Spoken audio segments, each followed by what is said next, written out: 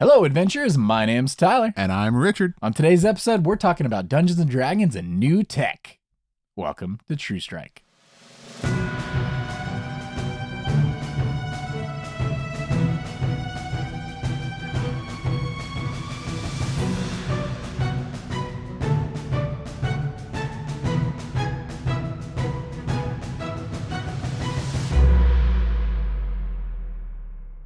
Howdy, folks, and welcome back to the show.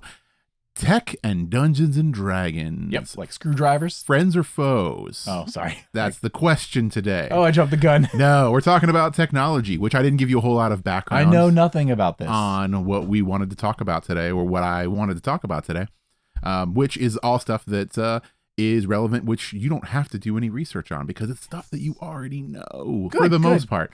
But yeah, there's a lot of stuff that I wanted to talk about as far as Dungeons and Dragons and tech, mostly because of, we're going to touch on this a little bit later, would be Apple Vision Pro. Oh. Yeah. Fun fact, dip into my mind. I was at work earlier and I was thinking about what the episode would be. And all I could think about was what I wanted the episode to be. And I wanted to be the guy wearing Apple Vision Pro for the entire podcast and just be like, with my weird, like... Oh, with your weird blinky eyes? Yeah. And I was like, too bad I don't have $3,500. Yeah, which is a part of the conversation. But yeah, right. Apple Vision Pro is one of the things that I wanted to talk about, as well as Meta in general. Okay. And just other kind of weird tech stuff and how it connects to Dungeons and Dragons. I'm into it. Let's go. But one of the coolest new things that I just saw, actually, wanted to talk about, which I don't know if you've actually seen it yet. And it does have nothing to do with Apple Vision, and it has nothing to do with Meta, or the VTT, or VR? Anything like that. AR? It's not VR. It's in-game, in-person stuff. Okay. So Dungeons and Dragons, we've gone over this. What do you actually need to play it? You can go super low-tech. You can go super high-tech. Nice. Yeah, you can have paper, couple of dice, one set of dice the entire group can play with. AD20, yeah. you can kind of put it together. AD20, you can kind of get stuff together.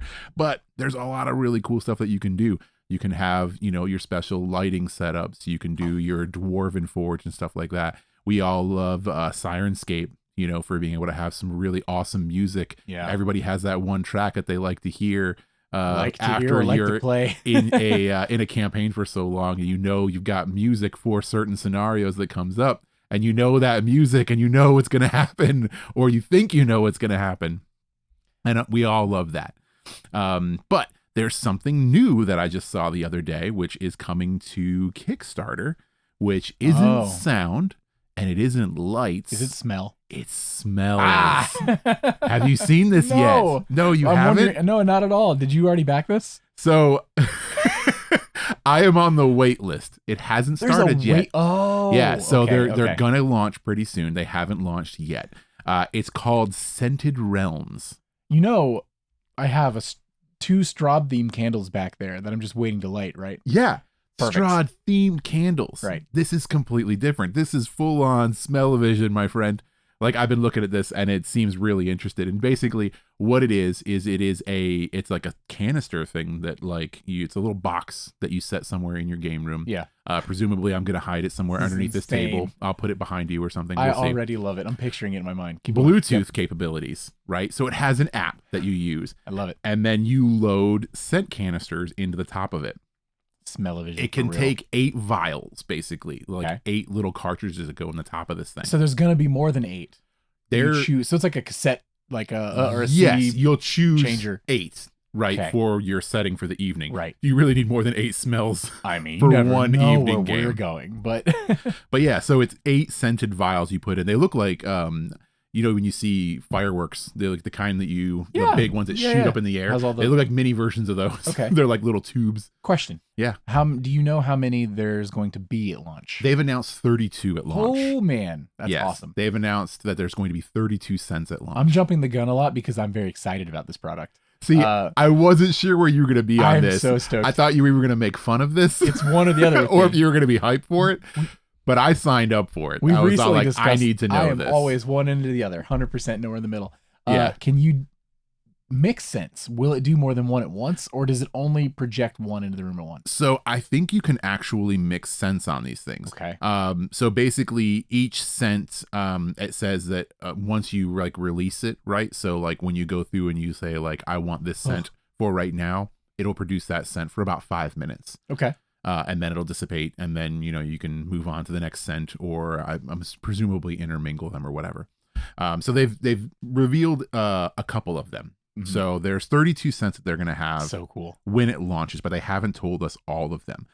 They've given us, I think, 5 different categories right now, right? So, interesting. and they have some of them on here. So the ones that they've gave us examples. So this is definitely not the entire list, but these are some of the ones that we've got here. The elf category, right? What? Wait, they categorize this by like species? So yes, that's how they've done it so far. Okay. They've done it by species right now. So the elf category has garden rose. Okay. Floral bouquet. Okay. Citrus lotus. Okay. And fresh air. So elves are very much, you know, this is going to be like you're like you're ancient in the grotto. Yeah. You know, like, you know, you're like in the, you know, the woods, the light shining through the woods, the leaves, though, but none of this like was that. Like spruce in the deep forest. Well, fresh air and floral bouquets I'm and stuff like that. Like fresh linen. You want pine? I want pine. Where are my pine trees at? I want fir. On the elf of the deep cedar. woods. No, I think this one kind of fit like what I guess I'm thinking more of like the Lord of the Rings elves when they go to whatever that place is where they get the leaves. Schmanchy. Yeah. Yeah. So, but that's elves. Cool. The next one is Grilled dwarf. Chicken. Dwarf. So this we're getting into your cedar wood. So dwarf is there. So your cedar woods and dwarves. I pictured. All right, my dwarf was all underground. Okay, and it was gonna be like cedar wood. Yeah.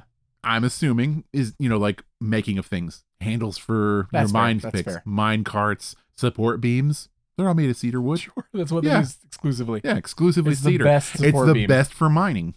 Cedar is one of the best woods for mining. Yeah. Then you have earth, which I'm assuming is like a dirt smell. There we go. Right. Stone. So cave, I'm assuming some sort of stony, maybe wet. Who knows? But is there rock? And then there's minerals. Gosh darn it. So mineral and stone. Mineral and stone. Yeah. So maybe, I don't know, we're getting the smell of iron in the air or something like that, you know? Trace mineral. I want like a odor, smoke and some sort of smelting, which would be interesting. That would be kind of cool. Which, like I said, this is just a preview. We'll probably get. Will some they more here. Expand upon these species? I don't know. I thought it was kind of weird how they did this by species. So I think this is just kind of they didn't want to just drop a huge list of like, here's some sample smells. They wanted to make it like a little bit more exciting, so they did the species things. I think in the end, it's just going to be like, these are all the smells that you can buy. I was gonna say, like, as just a buyer, I would actually prefer it just be separated and maybe like tied together by like what's similar to it. Yeah, I think that's how it's probably going to be. So I think that, like I said, I think this is just for like your pre-marketing kind of a situation. Yeah. Yeah. Next thing we have is troll. So that's our next species. Okay. So on troll, we have swamp. So you're getting full on Shrek, just swamp smell. You got wet moss, which that one I'm like kind of hyped for because I love. That's interesting. I like the way moss smells. I like wet moss. I think I would like. I already have smell. an encounter in mind for this, just like bogs and like swampy territory. I think wet moss is going to be a really good smell. Damp earth. So that's the other one. So just damp earth. So mud. Why? This could be like witch. Like, and it would make as much sense to me almost. Yeah, I mean, either or. Troll, I think, is more hag. Like... Yeah, hag would be better, I think. Hag. Witch, I think hag would be better than witch, but yeah, it works for troll, too. Next to last, we have Hobbit Home. Gosh. Okay. It's going to be baked goods. Hobbit Home. You got the very first one right there. It's got to be baked goods. The very first one is fresh baked bread. So right there, fresh baked bread for your hobbits. You know it. Yep. Next one is honey. Okay. So honey, fresh baked goods. This next one should be a no-brainer for most people when you think of hobbits as well. Pipe tobacco. So you've got Gandalf sitting over in the corner. Like a beer or something. And then the last one is mead. There we go. Yep. So yeah, we've got fresh baked bread, honey, pipe tobacco. Call it tavern. And mead. Call that one tavern. Why didn't they so? Because tavern isn't a species. Maybe I'm too. Yes, right. But why weren't these just locations? So I was surprised that they weren't locations. The And maybe they tunnels, will be. oh, I don't know. It makes so much more sense to me as woodlands, as the locations. mines, the Especially when it's swamps, scents. the taverns. I don't want to know what a hobbit smells like. Also, can they even write Hobbit legally? Isn't like the Tolkien estate going to come after them for this? Ooh, maybe. Like that's why they're halflings, not hobbits. They're probably gonna have to change that, or maybe they cut a deal. Oh, how much money are they losing from this to the Tolkiens? All right, so our last one is gonna go even more off the rails as far as species is considered, and is that one it's a species. is werewolf. That's not what I expected. I should have. Yeah, I was trying to like speed run like the Rolodex in my brain of what it'll be. Yeah, no, we've got werewolf, and the number one for this one, and this is probably not going to smell great. Wet dog. 100%. You were right on the money. Wet dog. Is there also that's not going to smell great. For 100, blood. No, blood is not on here. Right. Will blood be on here? I bet it will be eventually, but it's not on this list. The next one for werewolf is actually leather. Because as everybody knows, werewolves are leather enthusiasts. I swear if next you say moonlight, so we've got leather and wet dog. Yeah. And then we have one more. So we have a third one on here. And it is not moonlight. Okay. You know, it's musk. So just musk. So Elon's in on this Elon is on this one. Yeah. If you ever want to know what a Cybertruck smells like. Yeah, there we go. Yeah, none of us ever will. It's musk. So yeah, those are our preview scents. Okay. That we're going to be getting on this. But there is going to be probably a lot more. And like they kind of have some other stuff like on their main page that kind of like images that are flashing by very quickly. So if you look at some of them, you can kind of get an idea of what more is coming.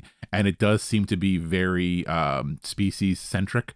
So one of them that flashes by is a chromatic dragon scent of some sort. Okay. Another one is drow. Just a box of Krail looks like crowns. Something underdarky, I would assume. There's probably there's another one in here that looks like basically something is on fire. So that's that's one of the main ones I was hoping for. Some like smoke and fire. Want Rome burning. Yeah, and that I think is going to be coming, right? Because like. And that's the thing that was like when I immediately thought of this, I was like, "Oh, wouldn't that be cool? Your adventurers walk into a village that is on fire. You've got the crackling sound of burning buildings in the background, and then all of a sudden you click on a scent thing and you could smell the smoke." I think that ocean and forest are three of the most distinct, instantly distinguishable smells. Yeah, like at least to my nose, at Epcot, if you do Spaceship Earth, you can smell Rome burning. Yeah, that's immediately exactly. And you're like, that legitimately smells like something is on fire, and something they can produce and pump out into the air all day. So why not something like this at your own home? That's amazing. Yeah, I completely forgot about that actually. You just brought it up, which is like a core memory smell. Like, and when you get onto that, you smell somehow that. They keep it just to that location. Yeah. So when you pull in front of it, it's there, and when you leave it, it's gone. It's gone. Yeah. And wow, it just smells like something is burning. Yeah. No, and that's easily going to be in this list. I cannot imagine that they get 32 cents and they don't have that. Like you're saying, the basics. So like the ocean smell. You call it campfire even. Yeah, campfire smell, anything like that. Yeah. There's a lot of different scents that they could use, and I think the only real limitation here is that you can only have 8 locked into the cartridge. I thought you were going to say imagination. So smell-o-vision has I call you only smell-o-vision. This isn't the first time that this has been attempted or tried. Before you leave this, let me know, because I have a question about this project. Yeah. Okay. Yeah, so this isn't the first time that I've actually seen this before. I've seen something very similar to this pitched in the video game industry. Yes. And this was a while ago. I think it's probably like 8 years ago or something like that. At least. Yeah, it was like a weird thing that sat in front of your desk, in front of your monitor, and then you'd put cartridges into it, and then they would be able to have developers tie all this in and then shoot the smells out at your face while you're playing video games. Which even back then I thought, it's kind of a neat little idea, a novel idea, but not something I would actually buy. Right. This is something I would actually buy. Right. Because this is really cool, and it just adds so much, I think, to the immersion of that tabletop atmosphere of things. And you said you had a question about the 2 questions. Yeah, one for our viewers and 2 for me and the viewers.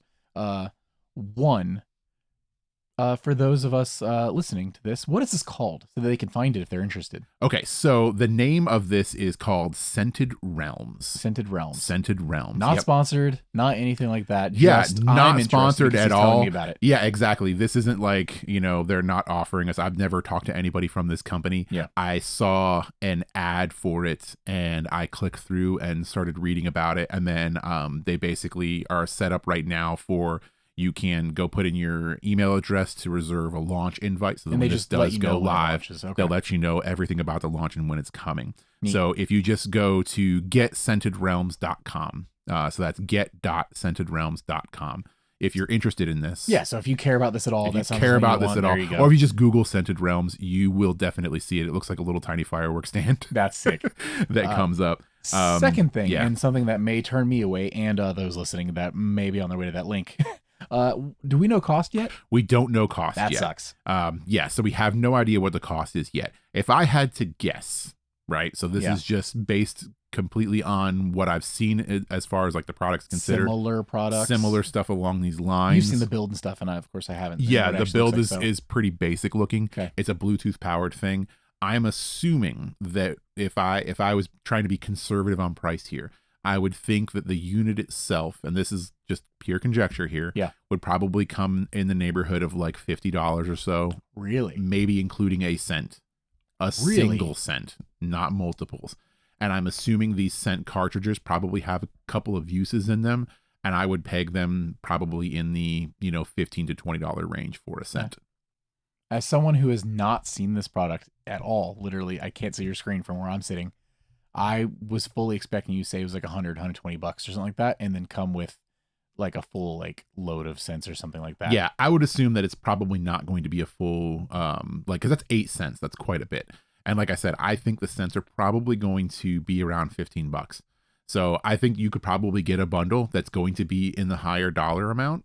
Just pure conjecture, like I said, where you could load it up all the way, but it's going to cost over $100. I do wonder if there's going to be a way to pick specific cents, or if it's going to be like Elf. No, I think no. So the way that they haven't actually shown like any real packaging, but they've shown their packaging mock-ups. Yeah. And their packaging mock-ups are individual scent bars.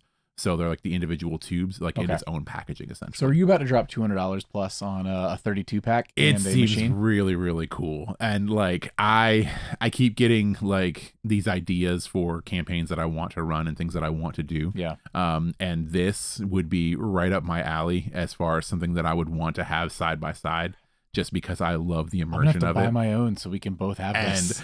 And no, if I bought this, it would just be part of the inventory here so that it could be used in our home games. Man. Yeah, no, for sure. So I am very interested in this. And like I said, we're in no way affiliated with them or sponsored by. They don't know we exist. But if they do find out we exist, let us know. But no, this is just something that I thought was kind of cool and new tech as far as the Dungeons and Dragons world. No, I hadn't heard about this at all. Yeah. So something new that could bring a lot of immersion to your tabletop game, which we're getting to the point now where you can do a lot. With if you were to take everything that we have currently like at your disposal right here in the shed, you've got your Dwarven Forge behind you, this fancy new table that you can't really see in the video, which is really nice, deep table, right? You could set up, you have your light setups, you have the sound bar.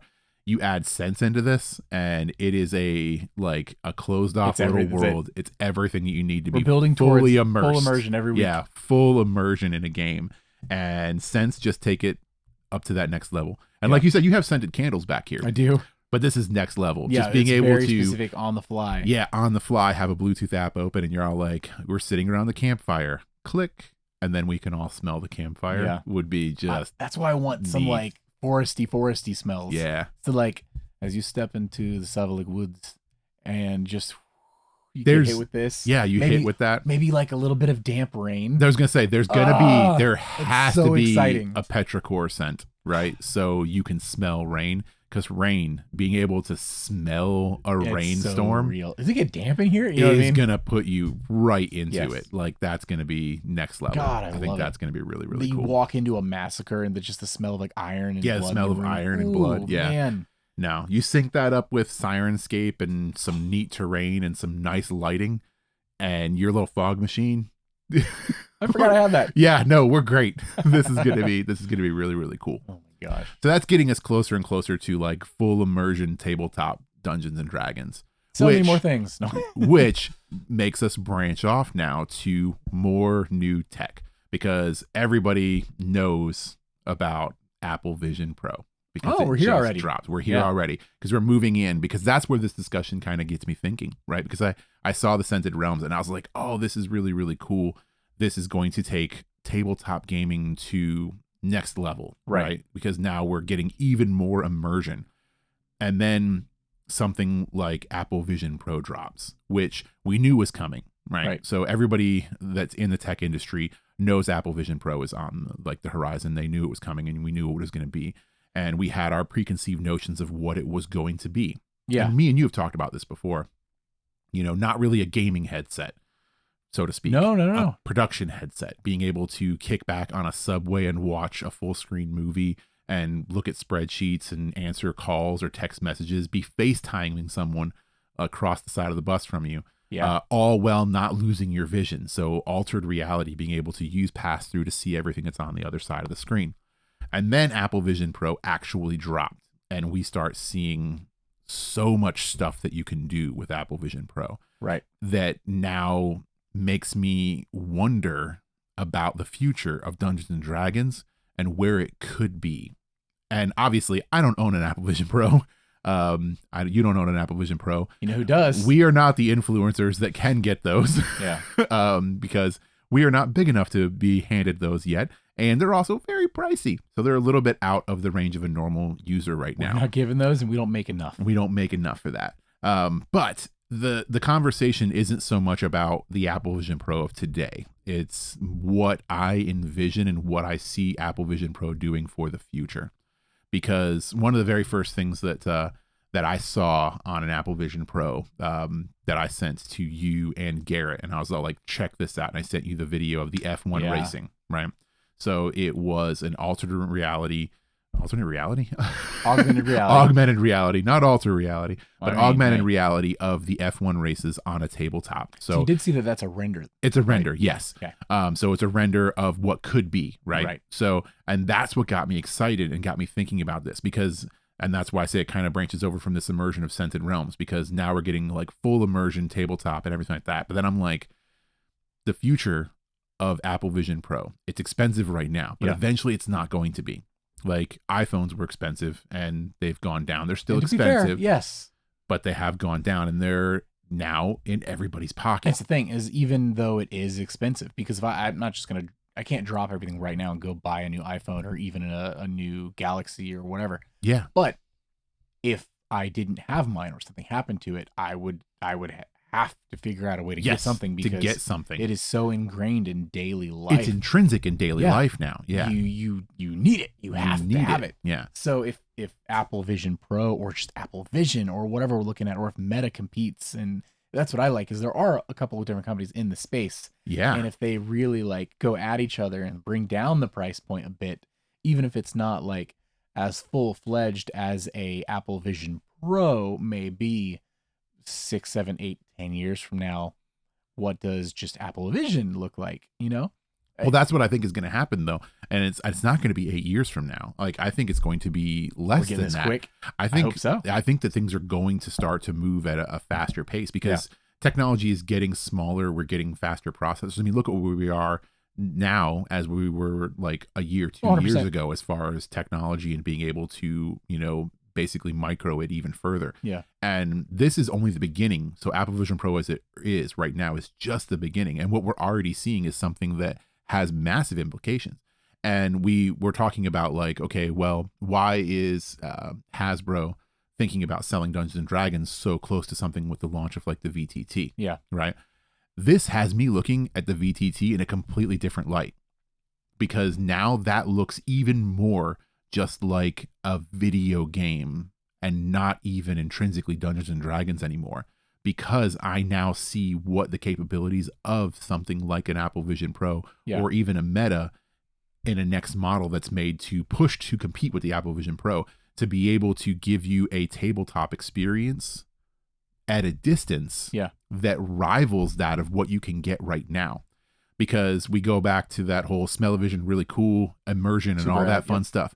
Now imagine, you're here, I'm at my house, we have Garrett who is a couple hours drive away. We have another friend of ours who is, states away from us. But if we all have this technology like Apple Vision Pro, right? And we could all log in and be sitting around just a table. We could either have that table be on front, like in front of us on our coffee table, Right. a complete Dwarven Forge-esque setup, like a built-up map that one of us created for a campaign experience. We could be in a fantasy basement. We could be floating in space. We could do anything. But you can have this in front of you. If you've ever played VR and you have a headset, if you've ever checked out a game called Demio, right? This is a game that is as Dungeons and Dragons-y as you're going to get as far as like the cheap end video game VR experience. Yeah, it's fun. It's really fun. And you are in a basement looking at a map that's in front of you. And you can get down and pick up your models and hold them just like you were there. You can see each other's, you can see each other's hands moving things around, right?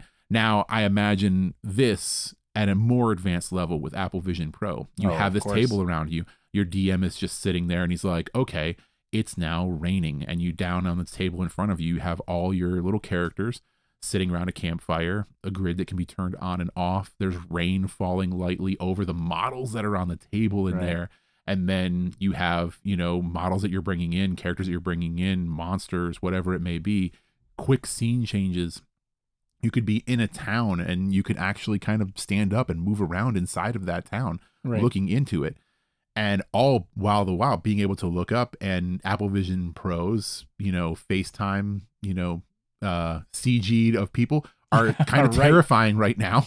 They Uncanny Valley, but they look terrifying, but they look good. And it's only going to get better. And think about that. You're looking at your person's avatar. So I'm looking at your avatar across the table. Right. And we have now this incredible VR-esque experience of Dungeons and Dragons that at its core is still friends sitting around a table playing a game. And you can even at this point too, I could have my character sheets right there with Apple Vision Pro in a side window. I can actually hold my character sheet, bring it down in front of me, read what I need to read, turn a page, pull a die off of it, and throw it onto the table. And you guys see that die roll. It would roll physics and everything. Yeah.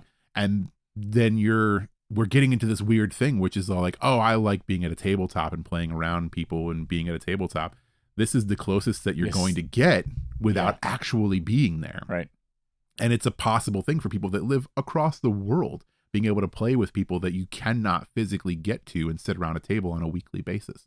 Something else interesting, and I don't know if you already thought about this or if it's just like slightly, we're so close to already being here. The only difference is it's not VR yet, but Arcana made by Mearscape. You remember this? Yes. Kickstarter. You build maps in 3-dimensional space. You can build it and view it using your tablet or phone, and you can use Dwarven Forge or Reaper or Hero Forge. And you can make your own custom miniatures, put them in, and build terrain and everything with lighting effects and different monsters and all these things. Even if you don't physically own them, you can buy digital packs and build it all up and share it so that your friends can access it from wherever they're at. And if I'm here and I put the map on this table and you're at your home and you pull up your tablet or your phone and you put the map on your table, different tables, but we're playing the same game. And if I move a mini and you move a mini, that's on both of our screens, and we could share that with our friends in New York or Tampa, and we could all play the same game. And it's high quality. You can zoom in really close and like pull apart, and you can see what everyone else is doing. The only element that's not there right now is the VR AR of the headset itself, and like being able to like touch it, so to speak, use your hand gesture controls. This is touch screen. Yeah. So it's not as like 1-to-1. We're so close. We're so close. It's like the game and the technology is already there. We just need to smash the two together. Get them together. Like chocolate and peanut butter, and make this delicious. And that's what I think Apple Vision Pro is going to force into being. And it's not something that I expected. I mean, let's be real. There's dev kits out there right now. There's a $3,500 dev kit. Yes. And you, as the financially well-endowed consumer, can participate in this right now and be there from the beginning, which Awesome. I wish I could do it too. Super happy for you. I'm not there yet, but maybe one day. But that's what I'm saying is I think that, like you said, this is an expensive dev kit right now. Yes. But I think it's a really interesting look in what's to come, because I do believe that this technology is only going to get better and get cheaper. So as the years pass, this is going to get smaller, and we're going to come to the point to where it's going to be possible that we're wearing something very similar to my glasses right here. And I think that's what it's going to take. That are going to give us that kind of control. Yeah. We're going to get there, and I think we're going to get there quicker than people think, especially because of something like this. And like I said, I didn't expect this of Apple Vision Pro. And in fact, when you first started talking about Apple Vision Pro to me, we watched the same thing. Remember. We watched the same presentation. I was way negative and against it. A little dismissive. I was very dismissive of it. You were all like, no, this is huge. I want this. And I'm like, bro, did you see that price tag? And you're like, absolutely. If I had the money, I would do it anyway. It would be worth it. And I was like, there's no way that this could ever be worth it. This is ridiculous. Like, this is the whole Dyson headphone face mask thing all over again. And I was like, there's no market for this. I don't see the use in this. And now that it's actually out there, these, $3,500 dev kits, as you call them, are out there. So many. And people are using them, and you're seeing real life use case scenarios for this.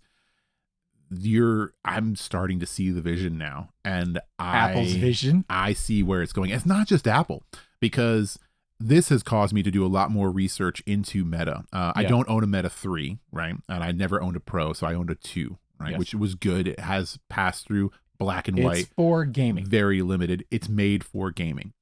Now, I've gone down a rabbit hole of Meta 3s and the dev community that's behind it.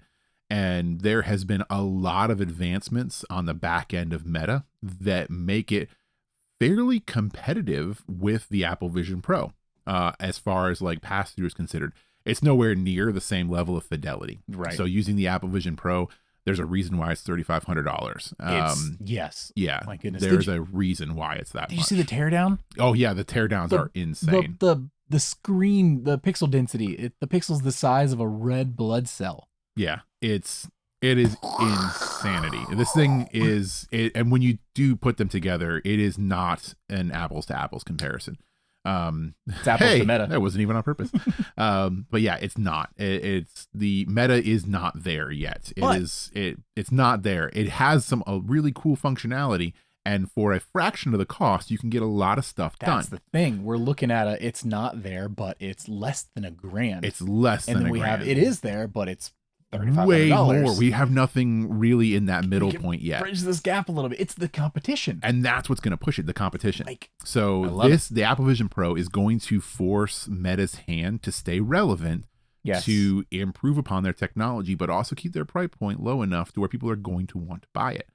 And I think that this is going to be a huge thing for Dungeons and Dragons, because it is not a game. It is the game, but it's not a video game. And that's what makes me wonder again about that VTT. Like, why, if they're so interested in selling right now, why sell when the VTT is right there on the horizon? Right. And my first thought was, do they see the VTT as already failing? Interesting. You know what? Every time we talk about the VTT, look inside my brain. I am excited for the idea that it's linked to your D&D Beyond account. That's it. Yeah. Everything else, I'm like, I have this, I have this, I have this, I have this. There's other versions of this already out. The tied together network walled garden of D&D Beyond is the cool part to me. And I'm like, okay, cool. I will use the VTT because of that.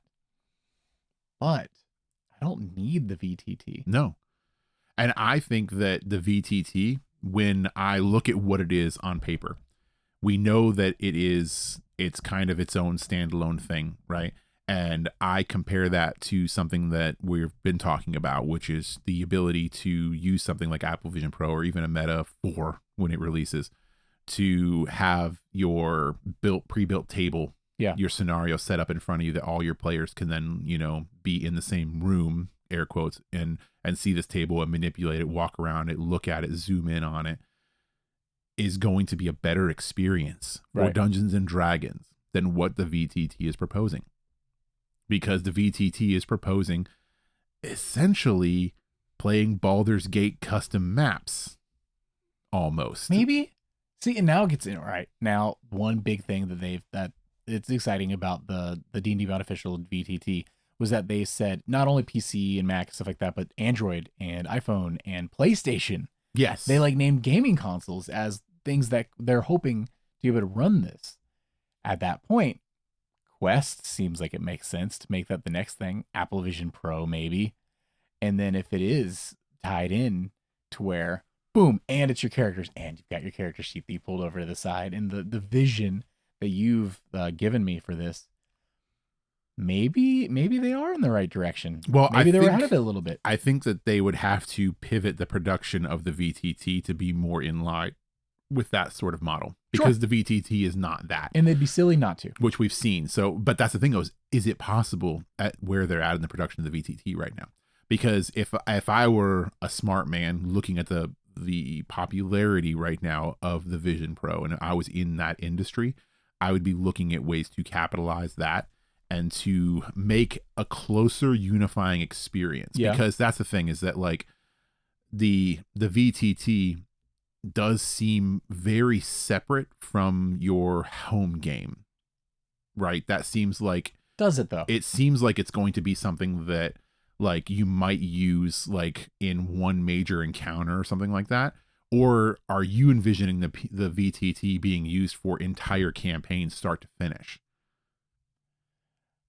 I think they want us to use it for whole campaign start to finish, but we've always used maps in general. Is we're very like a theater of the mind group, at least for the most part, especially how I run things.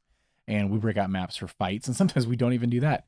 But being able to play remotely is obviously my main thing. Is like, hey, we can pull up some really cool maps and everything remotely. Everybody controls their own person.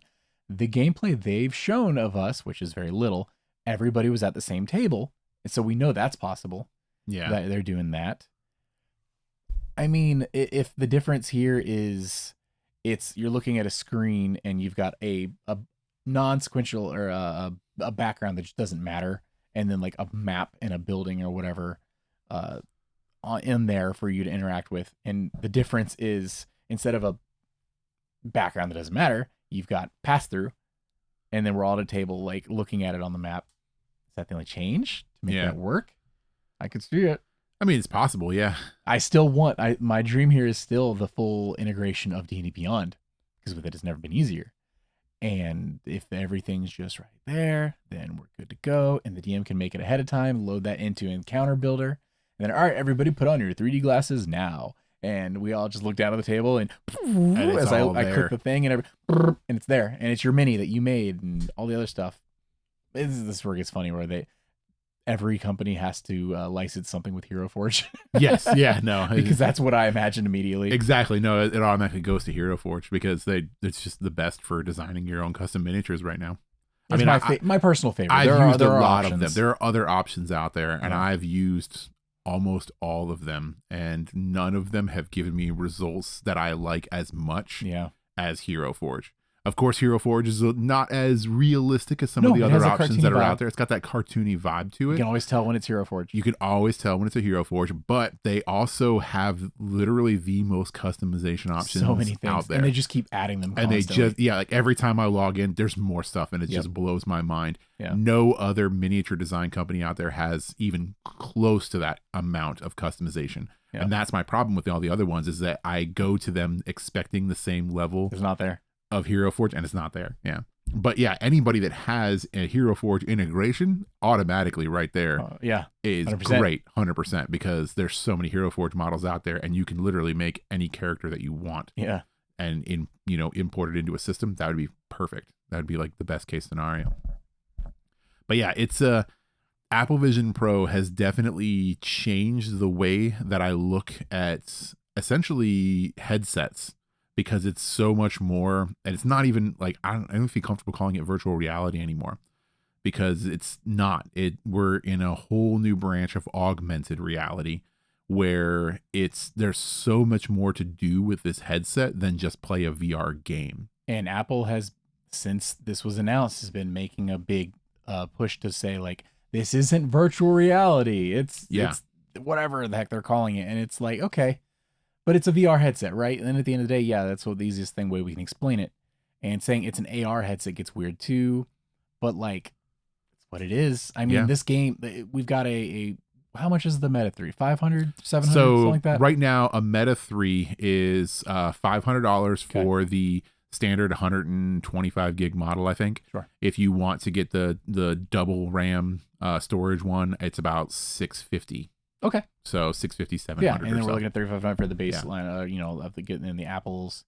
And one out the box plays a ton of games and has a pass through and all this stuff with a giant library of great games to choose from, friends to play with, etc. And the other, does it have any games? So For Fruit Ninja? It has a couple of games, yeah, but it's not really. Mostly it is mostly there for watching movies, looking at pictures, production. So like being able to assisting you in life. Yeah, just being able to move around in life. Whether it's supposed like a selling point or not, the fact that the latency is so minimal and the clarity is so high, people like pulling up recipes or videos of instructions on how to cook things and cooking while wearing the headset and stuff like that. And people have driven with it and do not recommend don't do that. And gone skiing wearing that and all these different things because the latency is so low and it's so one-to-one with your actual life. The possibilities of it are really interesting, and it's now that it's out there in the wild, you can really see this is not a gaming headset. This is a life augmentation headset, even though they're not saying in reality.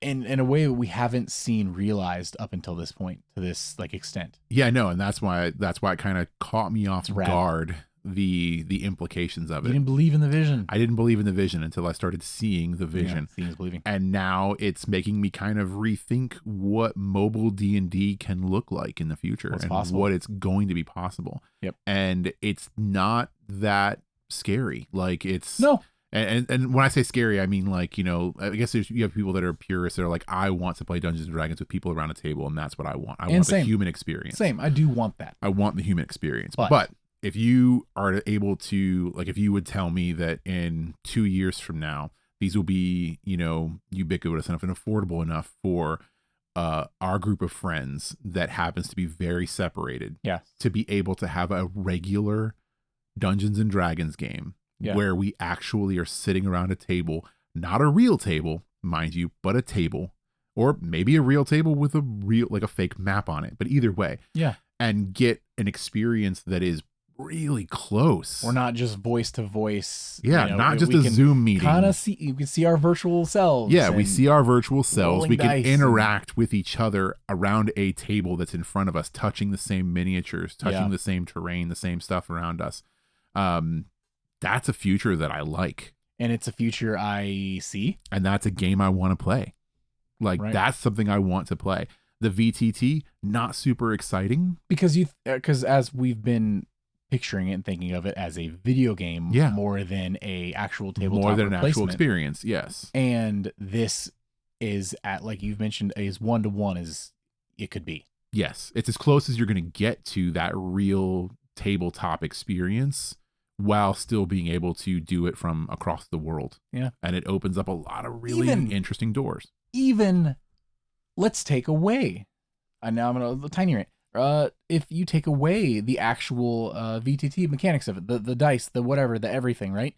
Let's say we just had Apple Visions or we just FaceTimed and punch up the little windows for everybody, right? I'm sitting in here at my table. I'm alone, right, in the recording studio.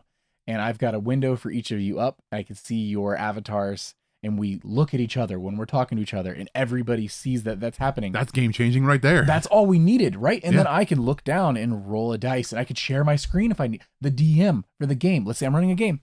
I built a map, and I can look down and share my screen. And now when you guys look at my window, that's what you're seeing. So you can still see the positioning and stuff. Or just at the minimum, I'm able to see your guys' faces while we're playing the game and can talk to each other and we're still playing remotely. Like you said, still game changing. Yeah, and that's something that can happen right now. And you can pop up windows for every. Like, I could have D&D Beyond. We can have D&D Beyond in a pulled window. up right there. I've got Everyone D&D can Beyond have here. D&D Beyond. Right. Everyone can have their own account pulled up. I've got this. That's here. something that you can do see you guys right now. hear everything, and I could still write things down. I could roll dice on the table. All of these things. Yeah.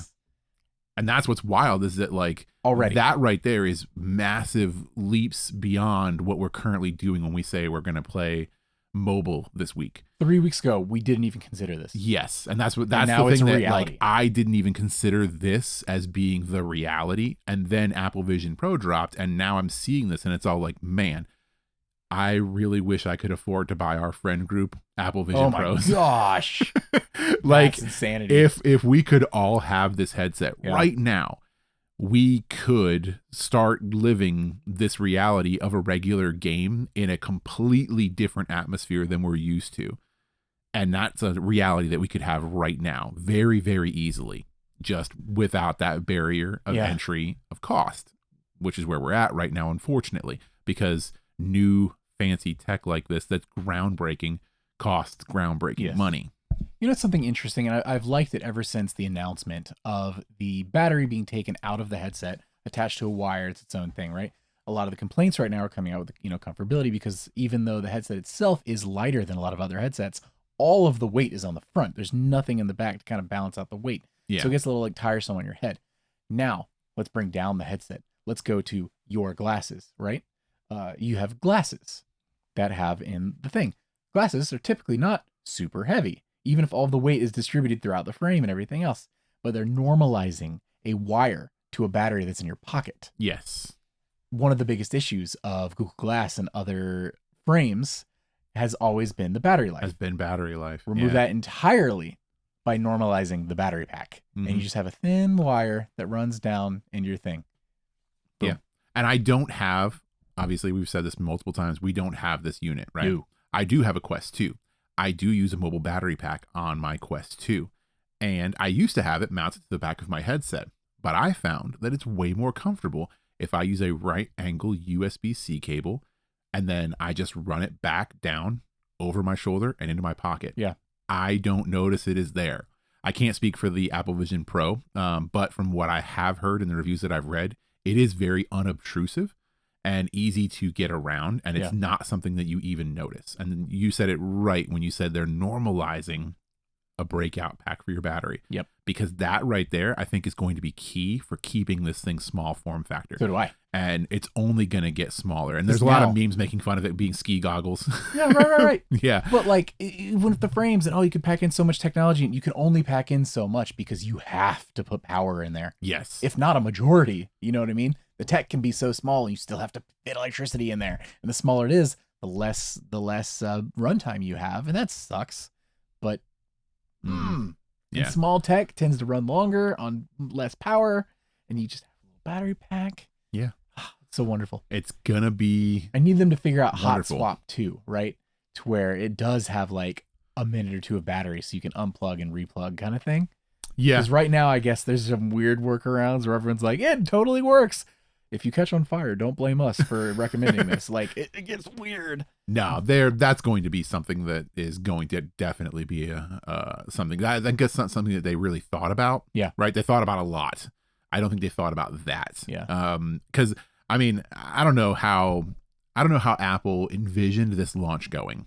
Like, I'm assuming they wanted it to be a success and they wanted it to be a hot product, obviously. Oh God. But was this one of those products, like when you look at like Dyson with the whole, we made fun of the headphones. So I've made fun of them multiple times. The headphones with the mask on it, right? A exorbitantly expensive headset that is not that great, right? And it's an air purifier that is also not that great. Right. So the belief here, and this has never been really confirmed, but the belief here is that Dyson knows that this product is not good. Yeah. Right. But it doesn't matter. It doesn't matter that they know it's not good. It doesn't matter that it's overpriced and it's not going to sell a lot. That's not the point here. The point is it gets you talking about Dyson as a company, and it gets you talking about advancements, and it kind of gets the whole conversation going. It puts them in the forefront. It puts them out there. And how often do you talk about Dyson? Exactly. So the question is, did Apple really think that Apple Vision Pro was going to be game changing? Did they put so much into it and then forget about little things like this battery hot swap? How much of that was really on their mind? Because did they think of it being an issue, or did they legitimately just not think of this? I still think this is a dev kit. Yeah. I think this was always a dev kit. It's and based off the, the very detailed conference they did about it so many months back, I do think they believe in this project. Absolutely. And that maybe this is one of those second gen, we're going to fix this kind of things. Yeah. And we don't know how many we're going to sell, right? We have to get this thing out the door at some point. And we don't want to put a battery in the headset itself because weight and all this other thing. We're trying to normalize all these different things. So let's just, mostly developers are going to buy it anyway. There's not a lot of apps at launch. Oh my God, everyone is buying it. Yeah. We sold way more than we thought we were going to, but that's great. We're Apple. Haha, money. Yeah. Yay. People buy things. But hey, if it's doing things other technology does not do or hasn't done to the, to the extreme, good for them. I want to see like good tech make waves because it pushes meta. Now, do not do this, but have you seen how people are getting around the hot swap? No. So the battery pack does have pass through so that you can plug into the wall, right? Yes. Yeah. Do you see where I'm getting at? Mm-mm. You take another battery pack, you run it into the battery pack. When that battery pack starts to get low, non-Apple branded battery pack, just like an Anchor. When that one starts to get low, you unplug it, the other battery pack's still fine, and you plug in a new one. You know what I'm getting at? Yeah. Don't do this. Don't do that. I don't know. I don't think you should do this. Just be an early adopter and live with your low battery life. Just plug into the wall. Or plug into a wall. Yeah. So, but yeah, people are doing that to get around that. Yeah. Don't. But hey, it's a thing. It's a thing. Yeah. Luckily, when my use case scenario for this is going to be Dungeons and Dragons, We plug into a wall. you can plug into a wall. Yeah, hours. Because you don't fine. have to, play Dungeons and Dragons when you're on the subway or anything like that. Right. They're gonna have to figure this out for Kelly though, because there have been times when he's literally played Dungeons and Dragons with us, while working. Yeah. He's like, hold on, I got to do something real quick. Yeah, how can I help you? Yeah, so. Oh yeah, I roll. I want to do insight on that. So anyway, what was I saying? So, they're gonna have to figure this out for You said light lettuce. Okay. Yeah. So yeah, this, like I said, it's something that was really interesting to me that I wanted to talk about with you because I wanted to see what your thoughts were on technology and Dungeons and Dragons. And I think it's something that I did not expect, but I'm kind of excited for it to get cheaper and for it to be an attainable goal for us. Yeah. So that we can actually use this to play some remote games. This was an episode topic that one, I did not know we were going to be talking about today, but two, I'm glad we did talk about today because yeah, I could talk about this all day and I have lots of thoughts and opinions and feelings, and I'm glad we got to just do this on mic. 100% agree with you. I think this is for sure going to be a thing. And like we kind of mentioned with just FaceTime already. Yeah. Can be a thing right now. I would not be to the same extreme, but I would be happy doing that right now. Yep. Like I would be that. I mean, like I we want the future where we have the, augmented reality, yes, we have the map in front of us and everything. I want that future. But like I said, if we all, like our friend group all had Apple Vision Pros right now, if we were playing remotely, I would be wanting to play a remote game like right now using this system. Like I would want to be jumping in and I would be trying to get everybody scheduled for one day every other week at the very least for us to do a remote game in Apple Vision Pro right now. I'd be really pushing for it It'd now. be brilliant, I think. Yeah. Well, I'm super excited for what the future holds. I'm really excited to see what Meta's next move is. Yeah, I am really excited to see what Meta's next move is because I know it's going to be actually attainable as far as like price point is considered. But do you think will Apple it be as good? Starts leaning more into games, or do you think Meta starts leaning less into games, or like they just have to meet in the middle at some point? Or do you think they stay distinct? I don't know. I think that I think that Meta does not have to lean into games because it's already there. It's already there. It just needs to lean more into the workspace. They need to lean more into the workspace area. Okay. And that's what I think they're going to do. because they don't have to lean into games. Games Right. are just innately there. Right. And being open source, like anybody can really program for a meta. There are so many VR games that exist on Steam right now. Like I can take my Meta 2 right now, go home, and I don't even have to look at my actual Meta library of games. I click 2 buttons connected to my Wi-Fi network, and I have a library of Steam VR games just at my disposal right now that all run flawlessly. It's interesting. So I'm wondering Meta doesn't have to touch gaming. So is Meta going to be the one to make this reality happen first, but is Apple going to be the one to do it better? That's the thing. Meta's got to focus on their pass-through and their augmented reality and get it on par. Because right now, the issue is with a Meta 3, pass-through exists. It's grainy. Also controllerless. Their controllerless works, but it's not nearly as good as Apple. Apple's that's it. That's your option. Yep. And then Meta also suffers from warping, unfortunately. So when you are actually looking at their pass-through, their cameras are fewer, weaker. So generally speaking, your pass-through has to do more software manipulation to make the image better, which does involve, like, it gives you weird aberrations. So if you move your hand in front of your in front of your body or anything like that, you'll actually see objects around it moving and warping in kind of alarming ways. And it gets worse if you get to like larger objects, the closer they are to the headset, whereas Apple Vision doesn't really have these issues because their cameras are better, they're higher detail. Which, super expensive, yes, but very expensive. First headset out the gate, that's a great sign. Oh, it's a really thought great about sign. This and nailed that. But yeah, no, I think Meta's going to answer your original question. I think they're going to lean more into the augmented reality things. And I think that we're going to see my reality of the sitting around the table playing the augmented game hit Meta before we see it hit Apple Vision Pro. And that's just because of built-in player base and back-end coding.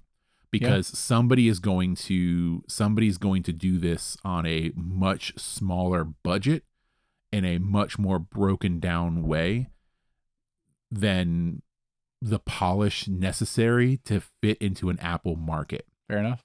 And if you're a person that's gone from Android to Apple or Apple to Android, you'll know what I'm talking about when you're looking at the App Store.